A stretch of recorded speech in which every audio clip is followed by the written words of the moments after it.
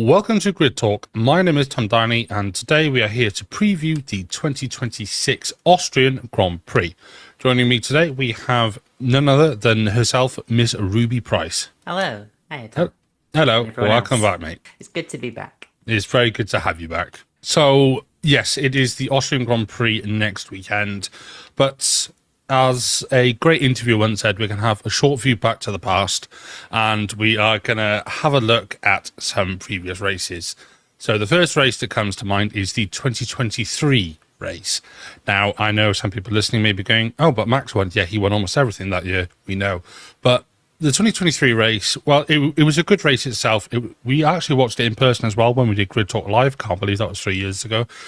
But there was one big talking point from that race, and that was track limits, because the race finished, and then I was driving back from Manchester down to, well, when I lived in Wales at the time, and we had, well, there was a discussion going on in Slack at the time, and there were, I believe, 1,200, 1,400 track limit infringements, and pretty much the entire order of the race changed. Ruby, do you think we'll see anything like that this year, or do you think that drivers will be better? And Austria is known for track limits, obviously with 2023 in mind, and we have seen a lot where people have been investigated after the session and all these kind of things. Do you think we'll see drivers perhaps behave a bit more this year? I certainly think since that 2023 Austrian Grand Prix, it's shone a light just at how serious kind of like the track limits infringements can get, particularly when you're dealing with like 1,200 track limits infringements during a race itself, never mind qualifying and free practice. I think Esteban Ocon was responsible for about 1,000 of those track limits infringements based on the FIA call sheet. But yeah, I feel like we haven't had as much of that in the Austrian Grand Prix that we have had since then. So fingers crossed it does mean, track limits aren't going to be as much of a talking point when we come to doing the review of the Austrian Grand Prix. But, it's Formula One. The drivers are always looking for that advantage, and the chances are the closer you can get to crossing that white line without crossing it, that's where the performance is. But, given how this season's gone so far, the prevalence of post-race investigations, me and you have both ranted about it several times this year. And of course, we can't talk about post-race investigations and incidents without talking about Monaco as well, where, the race result will likely get changed afterwards should some team go, hey, you did this wrong, we want our position back. And we could talk about that, if we needed to. But I do think it's something that we will see, play into the race this weekend. Kimi Antonelli, obviously, I think by the time we were halfway through the Barcelona Grand Prix, was under investigation for a fourth breach of track limits, and that's Barcelona. Obviously, he didn't finish the race. There was nothing else that needed to really be done in that regard. But at the same time, track limits will always be a talking point because that's where the advantage is. And the important thing for the FIA is to do it consistently, to do it accurately, and to do it for every instance of the track limits breaches, because unless you apply it like across the entire board, it's not a fair situation for the drivers, the teams, and fans watching the sport as well. How often have we said, like, when the race finishes, it's not fair on fans should the race result change. Obviously, it's a provisional result, but, it shouldn't be reaching the point where, like, 3 days after the race is finished, the race result changes. No, absolutely, I completely agree. And, looking at you, Monaco, with results changing days after it's happened. Yeah, drivers will always push the limits. They will always try and eke as much time as they can because they want to find the fastest line through a corner, and it is part of racing. It is just, it happens. And sometimes they will push it too far. But we have seen it with various circuits where if there's no on-track punishment, perhaps, for pushing those track limits, drivers will push it way too hard and they will almost sort of like take the mickey a bit. So if you ask me, just put walls everywhere and we won't have this problem. Although having said that, Lance Stroll still got track limits in Monaco somehow, especially in an Aston Martin. So yeah, good job, Lance.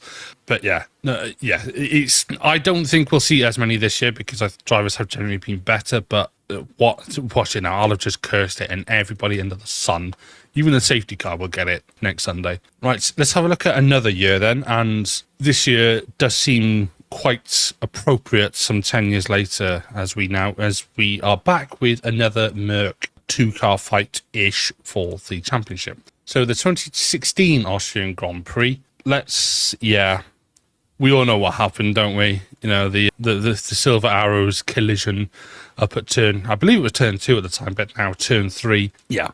Do you think there's any risk of a repeat of this happening this year, especially after, how we've seen George defend quite robustly in Kimi's not afraid to go and make a move? We've seen title rivals collide here before. 2020, whether it was 2024 with Max and Lando, or it might have been last year, I can't remember now. But again, they've collided. We've seen inter-team collisions. Who was driving for Merc in 2016? Nico and Lewis, thank you. Brain, come on, wake up.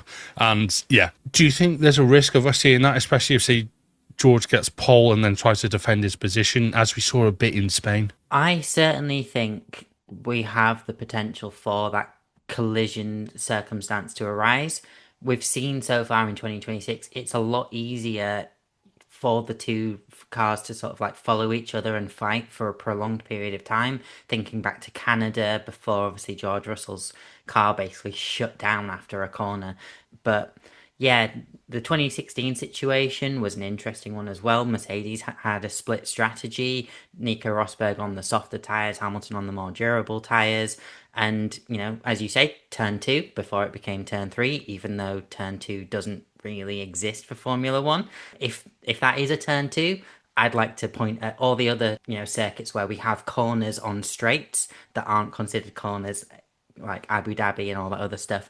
But I do think Austria does lend itself to setting up that situation, particularly turn 2. It's easy to hang around the outside and, have the driver on the inside just not turn the corner. At some point you've got to turn right, Nico. But yeah, I think George and Kimi, that they know that the fight is largely between the two of them. And we might talk about that a little bit more. But, the fact is George has to beat Kimi every race weekend, to catch him, essentially. It won't have to be every race weekend, but there are still 15 or so races to go this season. There's a lot of points on the board, but yeah, if you don't fight, you're going to lose this race. And I think Kimi has a good chance of wanting to bounce back from, Barcelona. George Russell, got some mojo back in qualifying, but obviously had a safety car come up. And in fairness, I also think Lewis had a much better chance of winning the race in the first place, regardless of the safety car in Barcelona. But yeah, I think if it does come together, Antonelli crashed into Max Verstappen last year at turn 1 because he got caught out. George Russell has had many a collision going into turn 1 or 3 throughout his career. And, he's the only race that he actually really had a strong performance in Austria was 2024, where Max and Lando came together and he inherited P1 from P3 after a relatively anonymous race. So if he's in a position, I don't see a situation where he gives it lightly, and that could obviously have pretty disastrous consequences for the two Mercs potentially coming together. Yeah, I really think there's a good chance of them coming together this year, especially if they're both at the sort of front of the grid. Maybe we'll see. I reckon if both the Mercs start in the top 4, which, let's be real, I think they will, there's a very, very, very good chance that we could see them coming together and just a collision and sparks everything. Toto has been quite diplomatic so far, and I one thing that I don't want to happen is I don't want there to be a Merc collision and then people start sort of saying, oh well, Merc are favouring George. Saying they're favouring Kimi, because this whole rhetoric that they're sort of like leaving George out, that isn't true. People saying, oh well, why was nobody there for George when he was on the podium? Merc have only ever celebrated wins in that sense. And obviously they're going to be happy for Hamilton, given he's just won for Ferrari. last week, or the week before now. So yeah, If it'll I be can interesting. jump in there, Tom. Yeah, of course you can. I think what we've seen previously from Mercedes is unless they have a clear-cut number one driver, aka Hamilton versus Bottas, they want the team to win first and foremost, and that's always kind of been the situation. They let their drivers race between 2014 and 2016, and they have let their drivers race by and large the last few seasons as well. But fundamentally, I don't think they're going to start favouring either driver, whilst either driver are statistically still within a chance of winning. But I do think, should they come together, the worst thing they could do is try and then rein it in afterwards, because, we want to see them fighting. And if they say, no, hold position, they're just at that point, that's when you start getting the rumour mill of favouring other drivers. I don't think they're going to do that, personally. Yeah, I don't think they will, and they'll only truly back someone when they really have to. And yeah, it's George has been brought through the Merc Driver Academy. They put him in that seat in 2020 when Hamilton had to sit out for a race. They're not just going to then go and just sort of like cast him to the wayside. So yeah, even with Max probably looking to get out of Red Bull, it's just Either way, Netflix are probably licking their lips, thinking, what could, what could happen. But let's have a look at the title fight. And I know it's boring to always sort of talk about the top teams, but it is genuinely I would argue, a three-way title fight at the moment.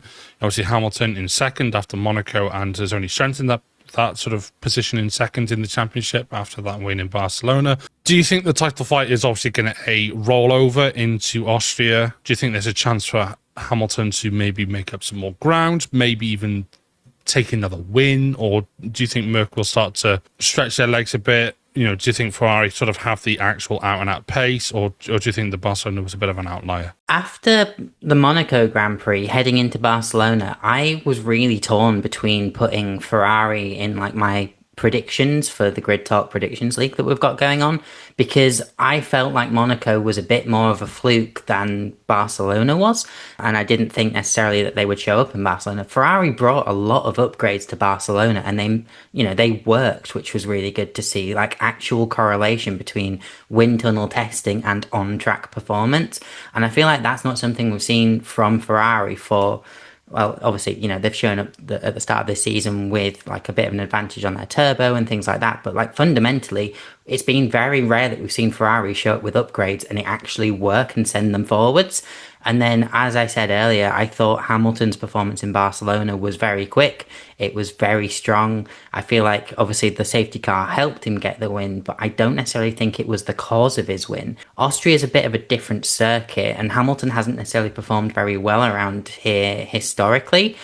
We've mentioned that he won in 2016 after his, inter-team fight with Nico Rosberg, but other than that, Mercedes have generally struggled around Austria due to its altitude and the power unit not being able to get as much performance out of it as they can at lower altitude circuits. So I think if that trend continues, it's going to put them back into the field, as much as whatever the four-letter acronym that begins with A says that they don't have the best power unit. Absolute nonsense. But, it's going to put them back in the field, and that's going to help those other teams who are in that, there or thereabouts position of Ferrari, McLaren, potentially even Red Bull, depending on how they show up. But, I think it's going to make it a lot more of a competitive race for, the podium, and that could see, some surprises, or we could have 2x2, Mercedes, Ferrari, etc., as we so often have seen in, Formula One. But yeah, I think Hamilton is in this title fight potentially if Ferrari can keep it going. I think that's the key element of that, because obviously we saw 2022, Charles Leclerc was in that title fight up against Max Verstappen, but by round 9, they'd just fallen off so much. And I feel like, Ferrari very much let down Charles Leclerc a bit there. He did have some mistakes of his own. We can go back to that sound clip of the top of his lungs as he crashed out in France, Charles Leclerc. But, I think fundamentally it's on Ferrari to keep Hamilton in this fight. And I think provided that they still have that correlation for any future upgrades, they have a strong chance of remaining in it. I still think it's probably going to go down to one of the two Mercs, but, as a Hamilton stan, for want of a better word, I'd love to see it. It'd be insane. Like the Barcelona result just kind of, was a big boost of serotonin that I've needed for a while.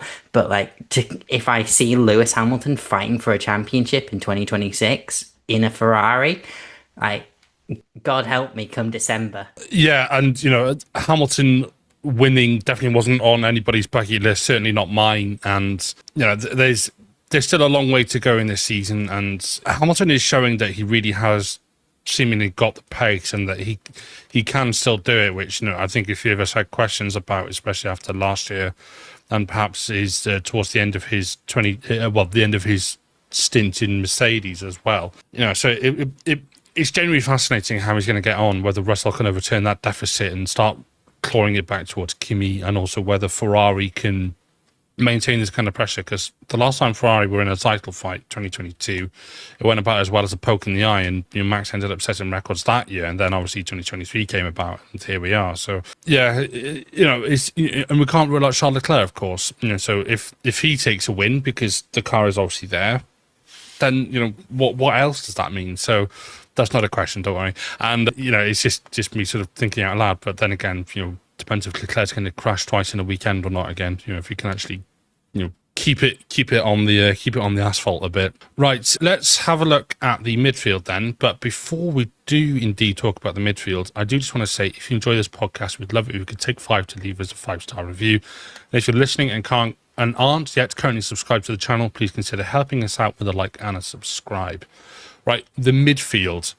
Yeah, because as much as we'd love to sit here and talk about the front of the grid the whole time, we do have to talk about the other drivers on the grid. There are 22 drivers on the grid, apart from Aston Martin. And yeah, let's have a look. So the midfield scrap this year has been very, very interesting. So the two main teams we're going to look at, RB and Alpine. So Alpine last year, as I've talked about on other shows, were just absolutely nowhere last year. They had that horrible power unit, the car was bad, all the rest of it. They scraped a point here and there, but nothing really happened. This year, with the Merc power unit, new regulations, new car philosophy, everything, the car itself, a lot better. We're not talking about the actual team behind the scenes and the operations and all the rest of it. Do go and listen to what Tom Horrocks said on our Spain review about it, where he had some things to say about the management structure at Alpine, and I'm inclined to agree with him. But yeah, in terms of the actual car, race performance, track performance, all the rest of it, those Alpine and RB are really, really finely matched, it would seem. Who do you think is going to come out on top this next weekend now, Ruby, between those two teams? Yeah, you are right. I think Alpine have shown up in 2026 all Gucci. Well, that's 2027 really, isn't it? But as you say, they have shown up with a power, well, obviously the Mercedes power unit is the thing that's powering it, but, they've shown up with a car that's able to be kind of at the front of the midfield. And, obviously they managed to get a podium thanks to some appealing. And in fairness, Gasly was on it. Gasly did have the track position, but, we've talked about that already. But, they've got a podium. They can already, tick that off their list for 2026. They've been one of the better midfield outfits. And I also think Franco Colapinto's been a lot more consistent this season than his 2025 run.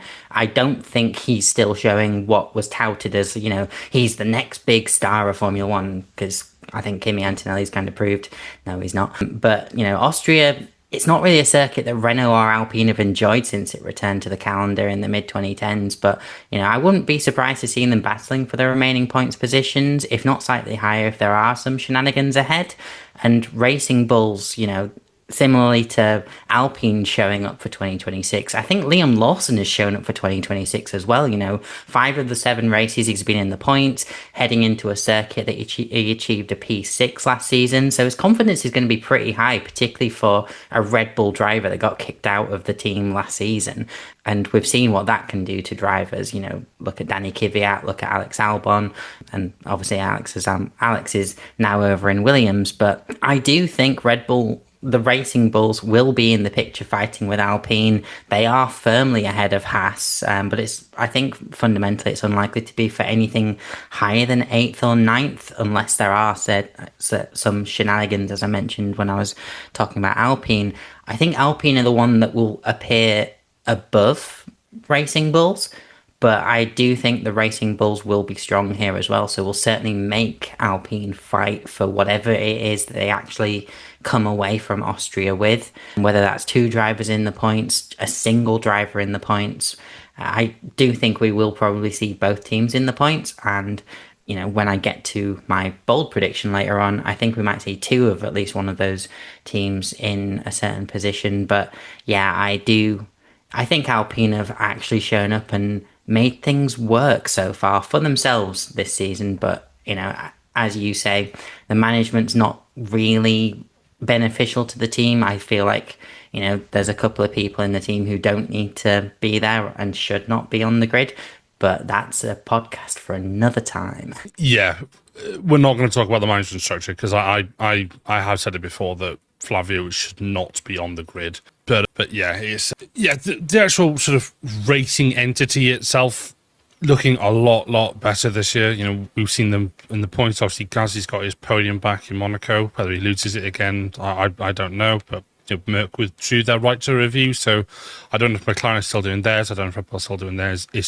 That's just a whole mess, to be honest. But yeah, I do think that Alpine can be right up there. They've been looking genuinely quick. Both drivers have been looking quick. Colapinto's been looking a lot better. And then as you mentioned as well with RB, Liam Lawson has been one of the standout drivers this season, I would say.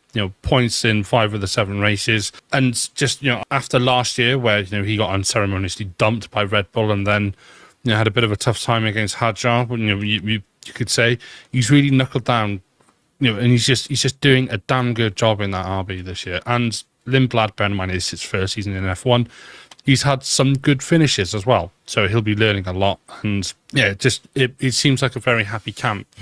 Both teams are, I would say, RB definitely more so, but I was going to call them Renault for a second. Alpine definitely looking happier than they were and just not trundling around at the back of the grid. They've passed that torch over to Aston Martin. But another midfield team, Ruby, that we do need to talk about that's been showing promise but just hasn't quite got it yet is Audi. So especially in Spain when Lawson's car flicked up a stone that killed Hülkenberg's car, that in itself is theory of the odds, etc. But the Audi, that team is so close to actually getting like a really good result, and they've had not the best run of reliability with the cars, and just missing out on points, sort of finishing at 11th, 13th, etc. So is Austria perhaps a sort of breakthrough point for them, especially if there's a collision or a couple of DNFs in front like we saw in Canada? If they can keep it on the asphalt, do you think there's a chance that Audi could actually get a result that will bring home some points next week? I certainly think Audi needs to bring home a result that's going to bring some points. They are obviously sat on 2 thanks to Bortoleto getting a P9 in Australia, but it, as you say, it's been pretty unfortunate for them more than anything. I think unfortunate is the word that I would use to describe Audi's 2026 season.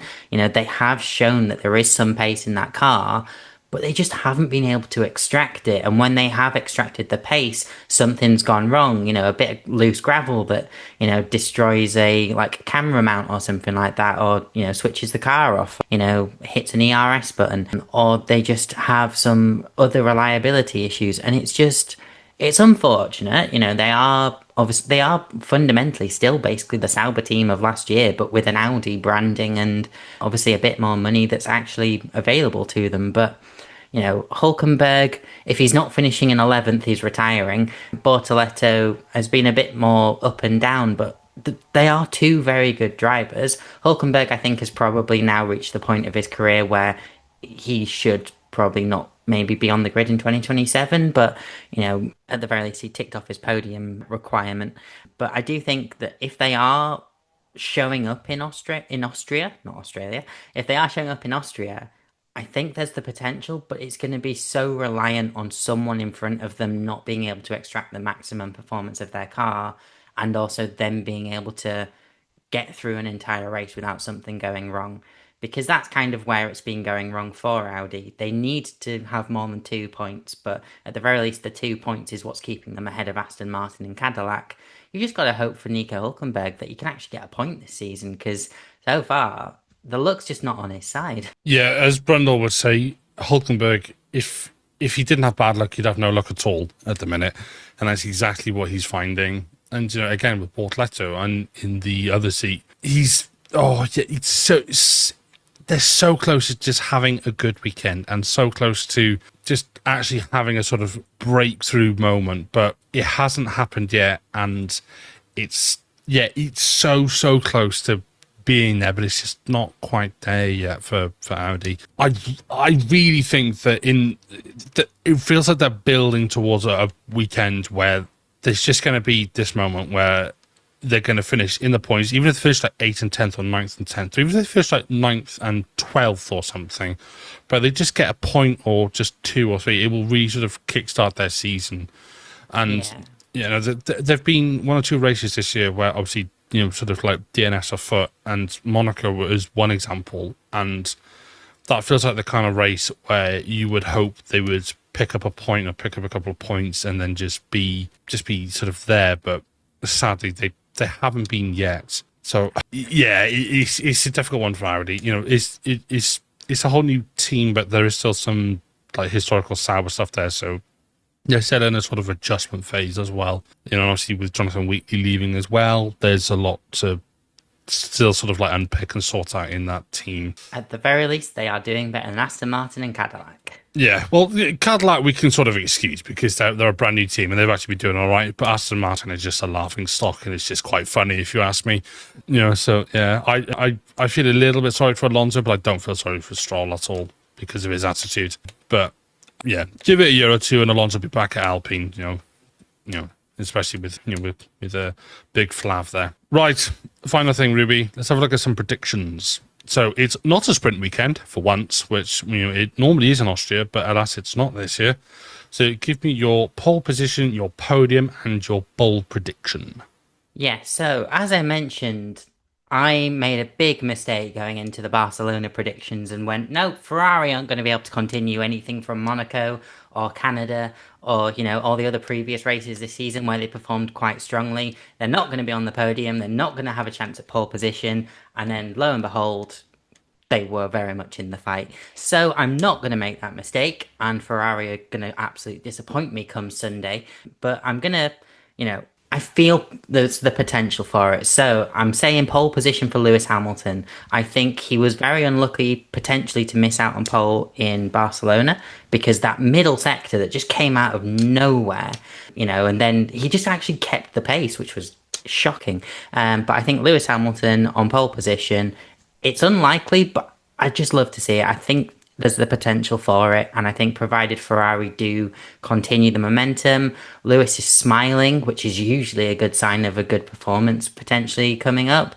Just look back at all of the Mercedes years when, if Lewis was happy, he was untouchable, and I feel like the win in Barcelona just kind of like proved he still got something there. And, it might not happen, but potentially it will. That's going to translate to a P1, and it's going to be a second win, and the title fight is going to be on, and, I'm just going to be the happiest person for the rest of 2026. But then, P2, I'm going to say Kimi Antonelli, and there will be no George Russell on the podium. It's going to be Lando Norris is my P3. Following off from the P3 in Barcelona, Lando loves the Spielberg circuit, whether that's last lap Lando of 2020 or it's, a dominant display in 2025 where really the only person that threatened him was Piastri going very deep into what should be turn 3 but is actually turn 4, very sharp intake of breath whilst that was going on. But I think Lando has a chance to, show that, McLaren are still very much a presence in the 2026 season whilst not necessarily being still in it. But I think, it's a circuit he enjoys racing around when he's not, crashing with another driver on like potentially the final lap. And then for something bold, as I said earlier when we were talking about the midfield, I'm going to say we're going to get a third consecutive double points finish for the Racing Bulls after their 6-7 in Monaco and the 8-9 in Barcelona. That might be 9-10 in Austria, but I still think we might get a third consecutive double points finish for the Racing Bulls. And if it doesn't happen, hey, it's a bold prediction. It doesn't count for anything. Yeah, exactly. This isn't our official predictions league. So, yeah, let's, okay. Right, as for mine, I'm going to say pole position is going to be Kimi Antonelli because I'm boring. Podium is going to be Kimi is going to win. I'm going to put Hamilton second and slight outlier in third, Max Verstappen. He's always been good around here, and this is such a sort of like power sensitive circuit. Oh, but the Red Bull has the best power unit according to Adwo, so obviously they're going to win. That's not my bold prediction, but my bold prediction is going to be an Aston Martin finishes in the top 12. I'm not going to say the points because let's not take the mick, but I'm going to say. Yeah, I'm going to say the top 12 if they can even finish a race. And Aston Martin in the top 10 is a George Howson bold prediction. That's a sort of 2021 prediction where he's like, I'm going for George Russell in the points. That's what that feels like. Right, let's just round everything out then, Ruby. So I'm going to give you a chance to promo anything that you want to give a shout out to. So obviously you are one of the hosts here, but you do all sort of other bits and bobs. Anything you give a shout out to? Yeah, I mean, whilst I'm not exactly that active at the moment, if people want to find me on socials, I am at Ruby Rose Price over on Instagram, and I occasionally post my thoughts about Formula One or anything else that's going on that I have a slight interest in. So yeah, find me on Instagram at Ruby Rose Price. Lovely stuff. As for me, I want to say check out our Predictions League and our socials, which is all the meta platforms, so at Grid Talk UK, and also our sister show, which is Driver Ratings that Showard and I do. And yeah, I just want to say thanks for listening. Don't forget to hit subscribe, leave a 5-star rating, and write a review. You can find us on Apple Podcasts, Spotify, Apple Music, YouTube, or wherever you get your podcast. Please do check out our previous shows as well. Thank you to Jared Bradley and Holly Eagle for supporting us on Patreon. If you want to support the show further, why not sign up to our Patreon for exclusive content. Until then, thank you very much for listening to the Grid Talk podcast, and goodbye.